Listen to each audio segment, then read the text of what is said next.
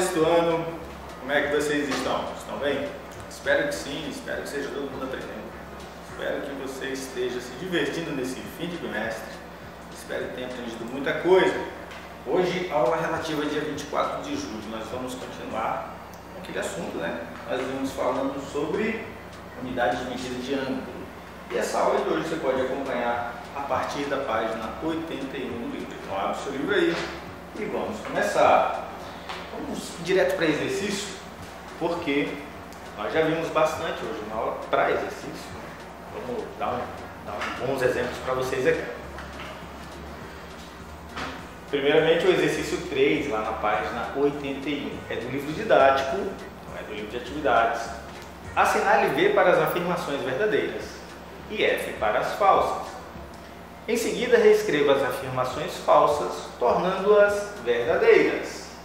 A primeira afirmação lá, 1/8 de volta é igual a um giro de 180 graus. Uma volta inteira é 360 graus. 1/8 não vai ser esse valor, então é falso. Divida 360 por 8 e você não chega no valor de 180.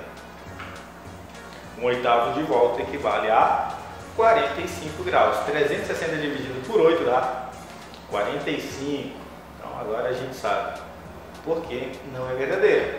Esse exercício 3 é 1/4 de volta é igual a um giro de 180 graus. 1/4 de volta. Então você tem que pegar a volta inteira de novo, que é 360 graus, dividir por 4 e o valor não será 180. Essa afirmativa é falsa também.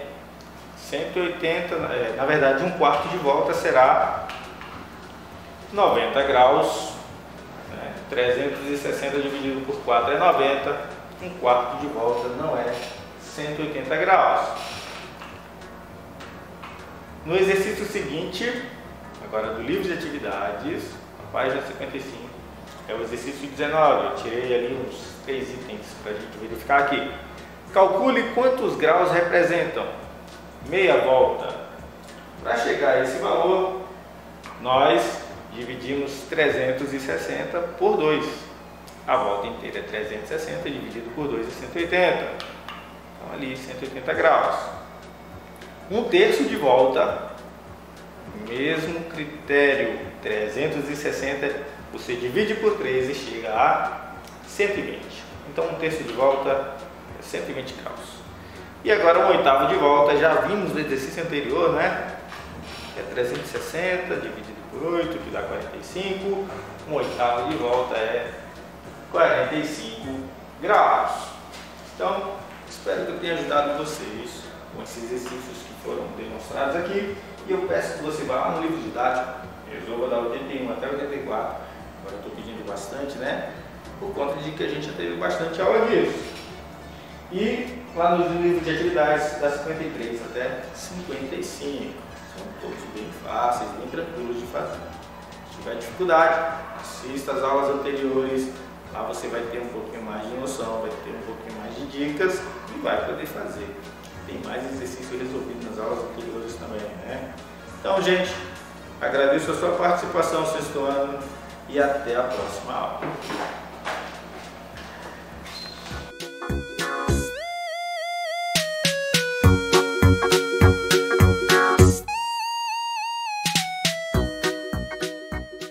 Olá, turma do sexto ano, tudo bom com vocês? Hashtag sextou, estamos mais uma vez juntos aqui, aula de língua portuguesa. A nossa última aula nós falamos sobre sinais de pontuação. E hoje você vai produzir uma capa de revista.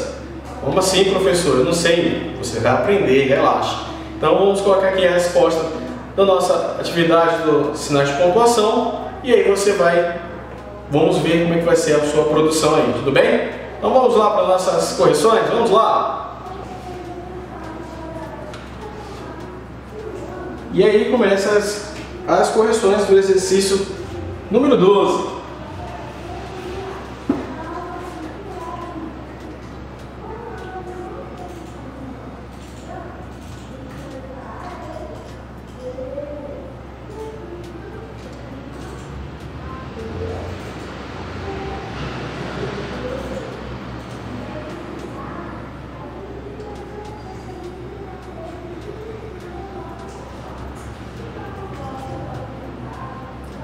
Vamos para a próxima.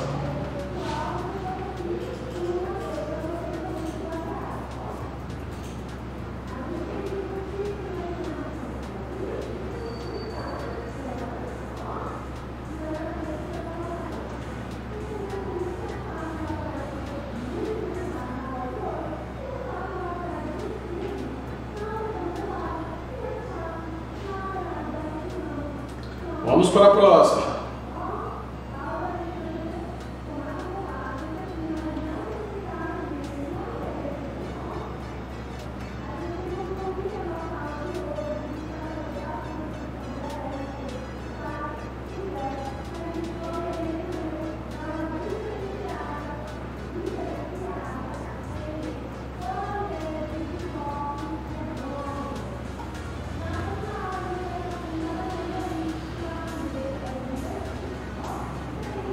Vamos para a próxima.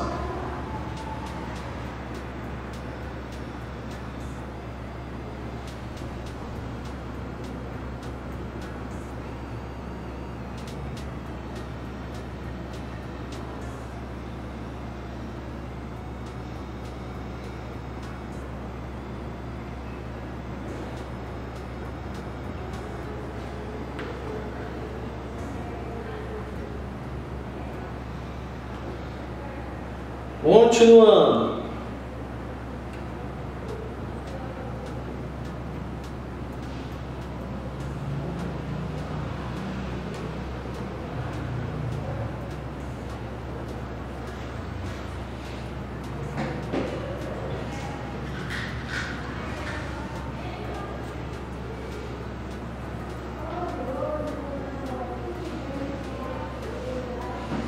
Continuando.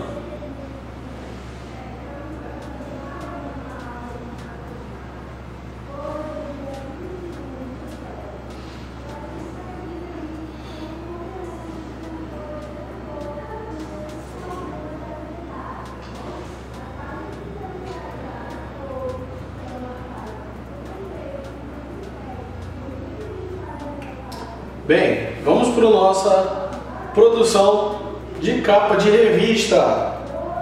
Como fazer? Selecione 3 revistas diferentes. Exemplo: política, esporte, história e quadrinhos. Leia a capa de cada uma. Analise as composições que cada uma apresenta. Anote suas observações e responda a questão que tem na página 44. Vamos lá. Vou voltar aqui à questão aqui dessa capa aqui de revista, ó, da Galileu. Você vai analisar a capa, não é para analisar e você vai ler ali a revista inteira. Não, analise a capa. Lembrando, na capa ela tem 2 tipos de linguagem: linguagem verbal e não verbal. No caso aqui, a linguagem verbal são as palavras. A linguagem não verbal, aqui no caso é a figura, a imagem. Por que eu pedi para você selecionar 3 aqui, no caso de diferentes temas? Para, no caso, você ter ali uma amplitude de vários temas que pode ter. Eu coloquei história em quadrinhos porque nós vimos no início sobre a questão do Chico Bento já moço. Então, você pode também analisar. Outra coisa, leia a capa. Então, você, como eu falei, as 2 tipos de linguagem. Analise as composições. Naquele slide ali, onde eu coloquei também a resposta da revista Galileu, tem as composições, manchete, aí tem texto secundário, tem vários ali, você acompanha com base naquilo dali, certo? Aí você anote as suas observações. Então, produza a sua capa com calma e responde aí o que está se pedindo na página 44, certo?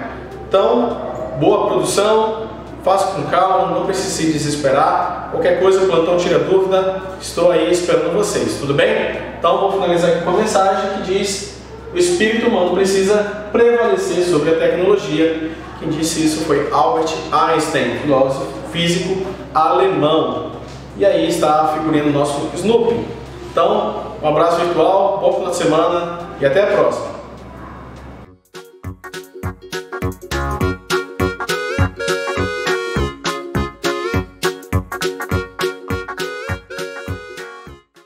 Olá, sexto ano, como é que vocês estão?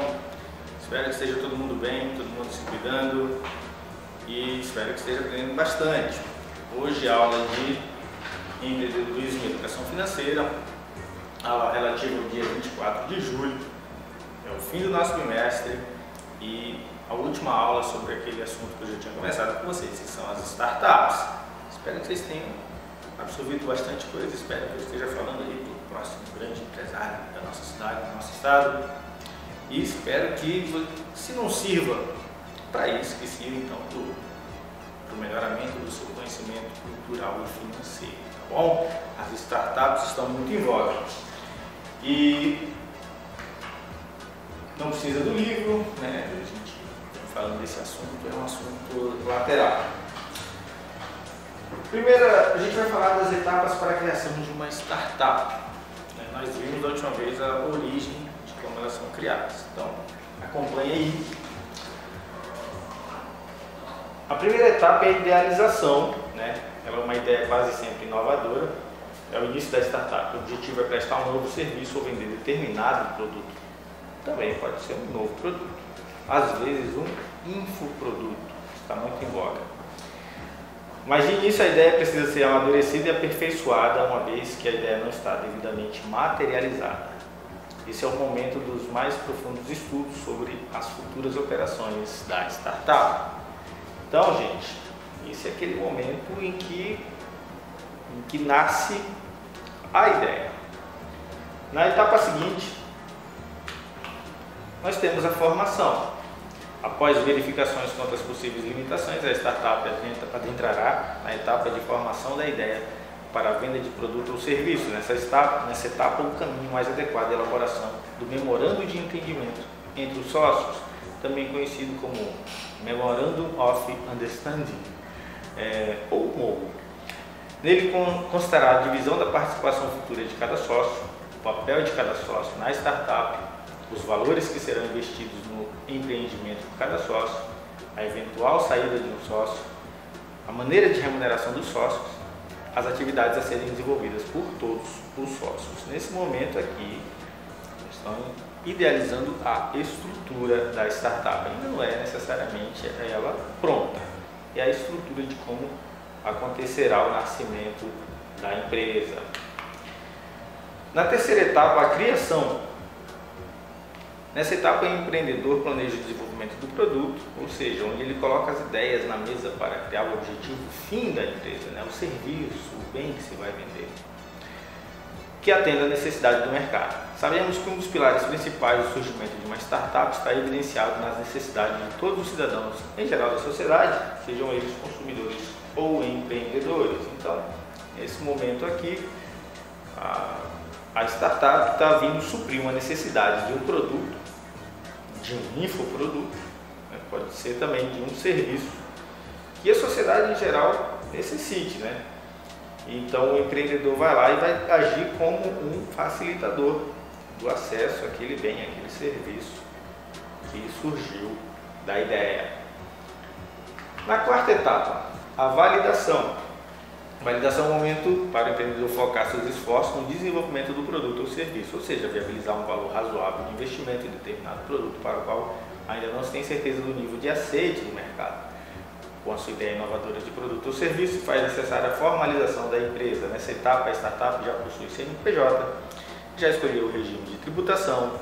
Outra observação importante nessa etapa corresponde ao registro de marca da startup junto ao Instituto Nacional de Propriedade Industrial. E engana-se aquele novo empreendedor que, ao comprar o nome de um domínio ou realizar uma fanpage no Facebook, pretende ter segurança e exclusividade para com sua marca ou produto. Então é nesse momento aqui que ela passa a existir legalmente, né? Ela possui CNPJ, ela paga impostos e a marca da startup está devidamente registrada para que não haja problemas no futuro com questão de direitos autorais, né? Às vezes você usa o nome de uma marca que já pode existir, às vezes você pode usar um slogan que é semelhante a um que já é usado em alguma forma de propaganda, né? Um tipo de marketing. Então aqui nós estamos prontos para operar. A quinta etapa é a operação. Após cumprir com todas as etapas anteriores, inclusive a validação do seu produto ou serviço, é chegado o momento em que a startup irá oferecer a sua ideia inovadora ao grande público. Nessa etapa acontece a intensificação da comunicação, a divulgação da nova marca e o principal, as vendas ou prestação, de serviço. E ou prestação de serviço, por quê? Porque também pode surgir uma empresa que tanto trabalha na venda de um produto, como também fomentando determinado serviço, Então é possível, exemplo, uma pet shop, ela pode servir ao público um serviço de banho e tosa, ao mesmo tempo vender tudo que é necessário para o bem-estar do seu animalzinho, a ração, os remédios antipulgas, várias coisas pode ser vendido lá, ao mesmo tempo que você presta um serviço. E às vezes a startup só presta o serviço, às vezes só vende um bem. Então, vai da ideia que nasceu. Então, sexto ano, espero que vocês tenham absorvido bastante conhecimento nessas últimas 3 aulas a respeito desse ramo de atuação, que é muito novo, muito em voga. Espero que você possa estar estudando um pouquinho mais, acesse a internet, fala com seu pai, já vai pensando na sua ideia. Alguns grandes empreendedores começaram com a sua idade, acredite nisso. Se você ainda não teve a ideia, então um dia você pode ter, então guarda aí na sua mente, quem sabe o seu futuro não lhe guarda uma grande surpresa com você atuando na economia da cidade, do estado, do país, não sei. Só você pode indicar até onde você está limitado. Sexto ano, agradeço a sua participação e até a próxima aula.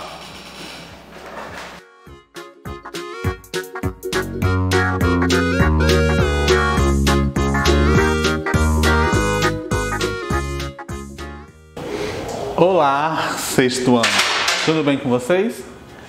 Estamos aqui para mais uma aula em casa, a aula do dia 24/7/2020, onde nós iremos prosseguir com o nosso contexto dos elementos constitutivos das artes visuais. Na aula anterior nós trabalhamos ponto e linha, que foram 2 elementos que compõem as artes visuais, que vão compor as imagens que nós produzimos dentro das artes visuais.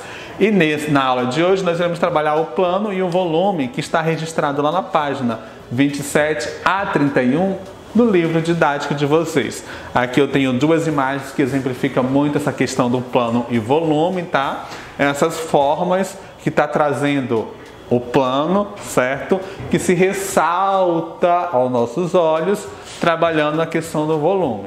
Então nós iremos entender esse contexto do plano e do volume dentro das obras das artes visuais, que são as telas, que são os desenhos que nós produzimos, certo? E o primeiro contexto é o plano. O que é o plano? O plano ele também é conhecido como a forma, tá? Ele é construído ou constituído pela união de várias linhas, os elementos que nós estudamos na aula anterior, certo? Linhas dispostas entre si que vão formar as imagens. Aqui nós temos uma variedade de imagens, certo? Essas imagens foram formadas pelo conjunto de linhas, tá? Eu unindo vários pontos da linha, eu formei uma estrela, um quadrado, um triângulo, certo? Isso se chama a forma, ou seja, conhecida também como plano, certo? Essa forma, ela é dividida da área interna, que é no interior, dentro do plano, e da parte externa, que é a parte de fora. Então, nesse contexto, eu chamo de plano. A forma delimita e separa o espaço de interno e externo, tá?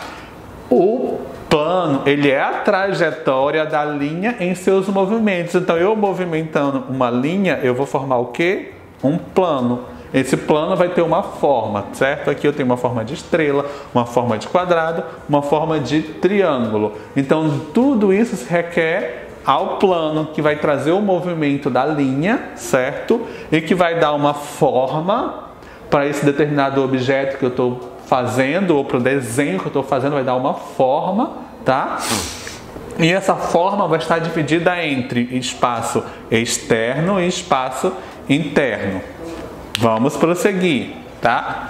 Os planos constroem as dimensões.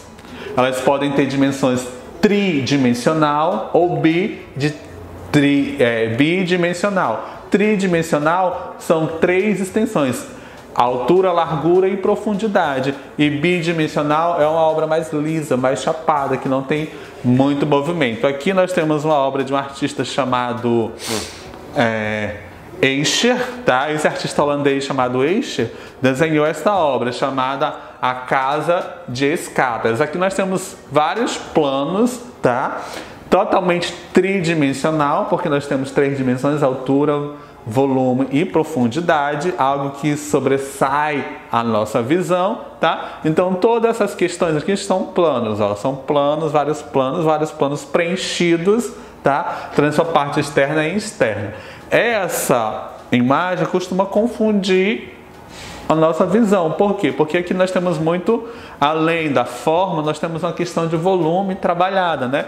Essa profundidade que nos leva. A gente olhando, nós percebemos que essas escadas estão se aprofundando, se afunilando para uma questão muito profunda, onde nós vemos esses lagartos subindo e descendo as escadas, né? Então, o plano é a forma em si trabalhada, e o volume, que é o elemento que nós iremos ver a partir de agora, tá? É o que está contido dentro da forma, ou seja, o volume é o preenchimento de dentro da forma, certo? É uma noção de perspectiva que pode ser natural ou criada através do desenho, pintura ou mesmo de uma plataforma digital. Esse conjunto de linhas, certo? É o plano, e o volume é o que está dentro da obra, tá? O que faz esse quadrado ter um volume, uma aparência maior? São esse contexto trabalhado na lateral, tá? É o preenchimento desse espaço vazio que eu vou criar o volume, e esse volume pode ter uma dimensão tridimensional, ou seja, altura, largura, e agora eu tenho a profundidade, tá? Então eu vejo o lado, posso também chamar de um dado, eu vejo mais ou menos esse lado de um dado trabalhado entre o desenho. Vamos entender melhor o que seria esse volume, tá? Eu tenho aqui a obra de Caravaggio, chamado Davi e Golias, de um pintor italiano barroco, certo? Eu tenho aqui a forma, tá? Ou seja, o plano que conduz toda essa imagem, que pinta o Davi e o Golias, ou seja, que desenham Davi e Golias. E agora eu tenho um volume. O que é o volume? É o preenchimento dessa forma. É o preenchimento do corpo de Davi, tá? É o que dá a tonalidade da pele, é o que dá o detalhe da pele. Então o volume é o preenchimento desse espaço, tá? Que foi delimitado pela forma, que é o plano. A parte externa, a parte de dentro, foi trabalhada, certo? Aqui com tonalidade de pele, trabalhado com sombra para dar também para dar um pouco de textura, para dar um pouco de sensação do corpo, certo? E nós temos a parte externa, que é a parte de fora, que foi toda escurecida, né? Para dar questão de iluminação e de visão, tá? É muito importante a gente trabalhar nessa questão do volume, tá? Que é o preenchimento da forma, para a gente poder deixar uma obra bidimensional ou tridimensional. Olha só que interessante, aqui eu tenho um avião, certo? As linhas que definem o contorno do avião é chamado de plano. O volume é o que dá essa visão do avião, a visão de dentro, os detalhes aqui de dentro, a tonalidade de branco com azul, as janelinhas, tudo isso é trabalhando agora a questão do volume, ou seja, para dar realidade, para dar existência ao material. Então a gente vê aqui a parte externa, a parte de fora do plano, a parte de dentro do plano, trabalhada com certo volume, que dá agora vida para essa imagem, tá? O volume é expresso em algo real que existe no mundo físico, tá? Então, recapitulando, certo? Dentro de uma obra eu vou ter ponto, linha, certo? Volume e plano, tá? Plano são os traçados das linhas que vai compor o desenho, que vai compor a imagem. O volume é o preenchimento da parte interna do desenho, que é para dar vida, para dar consistência, para dar realidade desses aspectos. É o que vai dar existência à obra, certo? Nós temos agora um artista chamado Arthur Bispo do Rosário, que é um artista muito diferenciado, que criou umas obras também bem diferentes, tá? O Arthur Bispo do Rosário, foi diagnosticado com esquizofrenia, tá? E lá no hospital psiquiátrico que ele estava internado, o Hospital Psiquiátrico do Rio de Janeiro, ele começou a trabalhar algumas obras diferentes, tá? Olha só, nós temos aqui algumas obras trabalhadas com talheres, né? Objetos comuns do nosso dia a dia. Nós temos aqui outra obra, né? Trabalhada somente com... um manto trabalhado com várias frases, tá? Retalho de panos trabalhado com frases. E nós temos aqui também uma túnica toda bordada de linhas, tá? Então, o Arthur Bispo do Rosário trabalhava com materiais muito comuns no dia a dia, sucatas, canecos de plásticos, utensílios domésticos. Ele unia tudo isso e transformava em obra de artes, tá? Entre as suas criações temos mantos, telas bordadas. Aqui é uma tela bordada, aqui é um manto todo trabalhado também e bordado com linhas, tá? E aqui nós temos uma tela trabalhada somente com talheres, utensílio doméstico. Então ele criou uma forma diferente de demonstrar a sua manifestação artística, tá? Trazendo os utensílios do dia a dia para compor a obra artística. E para fixar esse conteúdo, nós temos a atividade da página 30 e da página 31. Na página 30, você vai fazer o seguinte: observar a obra de Bispo do Rosário, o manto da apresentação, que é esse manto aqui, tá? Que está disponível lá no livro didático de vocês, o manto da apresentação. Você vai observar o manto da apresentação e tentar discernir o que ele utilizou para expressar a sua ideia. E por que você acha que ele queria manifestar alguma ideia com aqueles bordados no manto, tá? Então olhem, observe, pesquise e verifique o que ele utilizou para expressar suas ideias e por que ele utilizou esses elementos para compor o manto da apresentação. Na página 31, você vai criar uma imagem tridimensional. O que é uma imagem tridimensional? Aquela que tem altura, tá? Largura e profundidade, tá? Altura, largura e profundidade. Você vai trabalhar agora uma obra com essas 3 dimensões, certo? Utilizando o ponto, a linha, o plano e o volume. Você vai usar, tá? A obra Talheres para ser o seu Talheres de Bispo do Rosário, essa obra que nós também vimos agora, tá? Uma obra também que tem uma questão tridimensional. Você vai usar ela como inspiração para poder compor a sua obra, certo? Para desenhar no livro didático mesmo, no espaço da página 31, você vai trabalhar esse desenho tridimensional, explorando o ponto, a linha, o plano e o volume, se baseando na obra que o Bispo do Rosário fez, que também tem a questão de tridimensionalidade aqui, né? Nós conseguimos ver algo ressaltando aos nossos olhos quando ele trabalha com esses talheres expostos nessa plataforma de papelão, tá? Então, essa é a atividade para a gente colocar em prática o que nós acabamos de estudar, os elementos que compreende as artes visuais, ponto, linha, plano e volume. E eu quero acompanhar todo esse processo lá no plantão Tira Dúvidas, tá? Tira foto, envia a imagem para a escola ou a gente se comunica lá pelo plantão Tira Dúvidas para poder finalizar com chave de ouro essa atividade. Por hoje vamos ficar por aqui. Espero que brevemente eu consiga encontrar vocês em sala de aula. E beijinhos e abraços e tchau, tchau. Até a próxima.